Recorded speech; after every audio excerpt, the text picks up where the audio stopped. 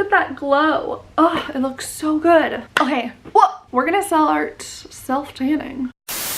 Hey guys, my name is Amanda. I am going to be showing you guys my self-tan routine. I actually can't wait to show you guys this because I just perfected this routine. Before I start sharing all my tips and tricks with you guys, make sure to give this video a thumbs up and hit that subscribe button down below. It's really hard to get like a really good looking fake tan. All of you guys out there that have tried to perfect your self-tan, you guys know how hard it is to really get like a good routine. So I'm going to be sharing with you guys all of my tips and tricks that I do pre-applying the self-tanner and after I apply the self-tanner. Also, before I get into this video, I just wanted to let you guys know that I do have a separate channel with my sister. It is called the Dileo Sisters. Scroll down below. I put the link in the description if you want to subscribe. Alright, so let's get into this video. First tip I am going to share with you guys because I think it is one of the most important things to do before getting any kind of fake tan. Make sure you are exfoliating 24 hours before you apply your tan. Exfoliating will really help when it comes to applying the tan. You'll notice that it'll be a much easier application. It's just gonna look even everywhere. You can use any exfoliator that you want. I prefer to use my loofah, and I also use a body scrub from Whole Body, and I'll put it right here as I did run out of it. Next thing I want to point out is that you always want to make sure if you are shaving your legs that they are shaved 24 hours before. I like to do it 24 hours before because I know that my pores are not as open, because when you shave, your pores are extremely open. You'll notice that you'll see like black dots throughout your skin.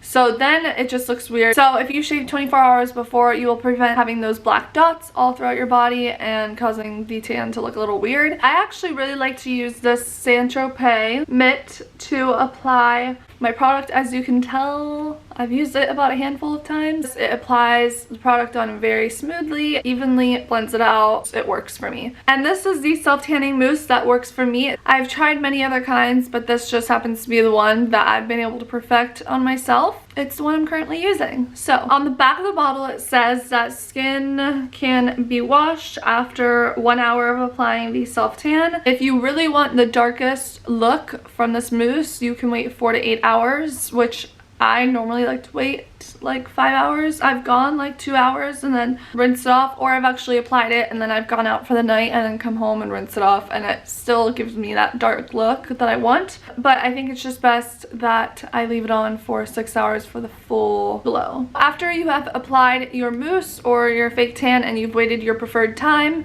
then you rinse off, and you do not use any soap. Don't use any soap on the first wash. It will literally remove your fake tan, and it's happened to me so many times before, like I don't even know what I was thinking. So just use regular warm water. Obviously, if you want to rinse your underarms, you can use soap for that. Wait until your next shower to use soap. Before we start self-tanning, I do want to let you guys know that it's very important to moisturize after you apply your self-tanner. Once you hop out of the shower, definitely stay moisturized. You don't want to be dry and have this product on your body. I like to use this Kiehl's body lotion. It is amazing. One thing I do want to say is that you do not want to use any lotion that is oil-based. It'll cause your spray tan to start coming off, and obviously you don't want that. I've experienced it many times. So when you are looking for a moisturizer or a body lotion, definitely check this one out. Any lotion that is water-based will help. Stay away from the oil-based lotions. Now we're gonna start self-tanning.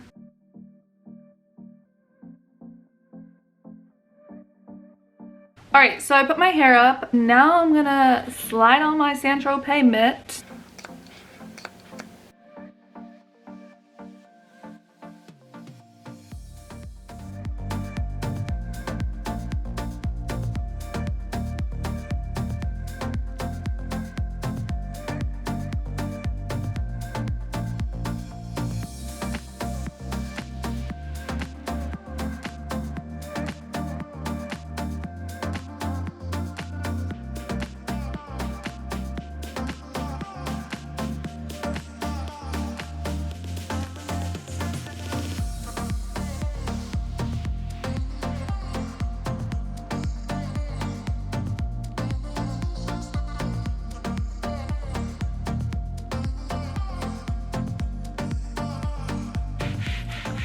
Always make sure your elbow is bent or else you're gonna get the weirdest little dot on your elbow.